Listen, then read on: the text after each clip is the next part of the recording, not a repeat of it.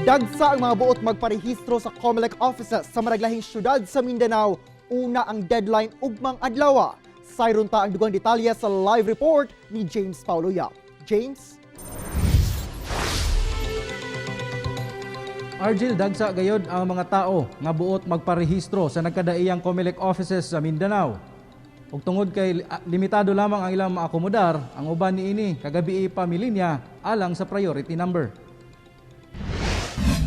Sayo pa lang sa buntag, miabot na sa Santa Ana Wharf ang linya sa mga buot magparehistro sa COMELEC Davao City sa Magsaysay Park alang sa voter registration. Una ang deadline ugma, October 30. Ang kadaghanan, nangadlawon aron masiguro makaparehistro, ilabi pa nga ugma na ang deadline. Daghang pulis ang gideploy sa lugar aron dili magpunsisok ang tao ug masigurong matuman ang health protocols.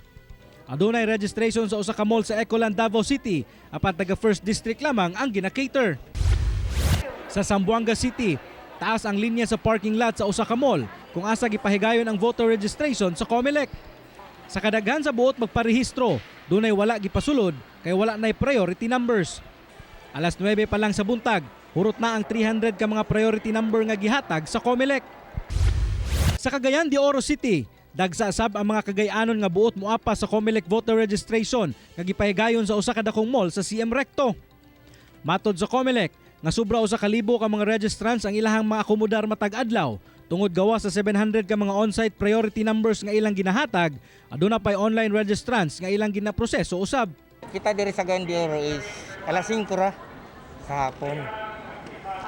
Kutob sa mahatag nato nga priority number sa mga tao. Hurton gid namo bisa mulapat sa alas 5. Gani kaning si Jover Lloyd, alas 10 pa sa gabi naglinya aron lang makakuha og priority number. Kapoy Para marehistro.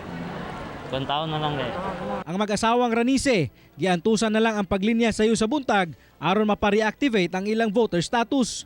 Tinuyuan man namo ni kay man kay karon pa mi nagwan nga last hour na.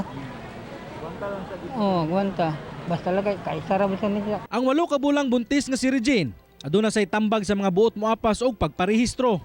Kung makaagwanta na, makakuha gid rehistro, man gid. Hindi magwanta na wala gid. Gipahimangnuan karon sa COMELEC ang mga buot moapas ug mga adlaw nga kumpletuhon una ang ilahang mga requirements aron dili masayang ang ilang oras sa paglinya. Di man nato makaya ka ng mga tao nga mo diri. Magulat na lang kita sa sunod na pud nga registration sa sunod tuig.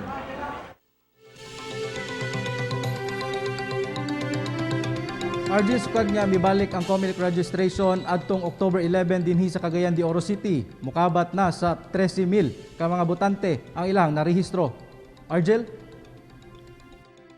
Daghang salamat ug amping James Paulo Yap.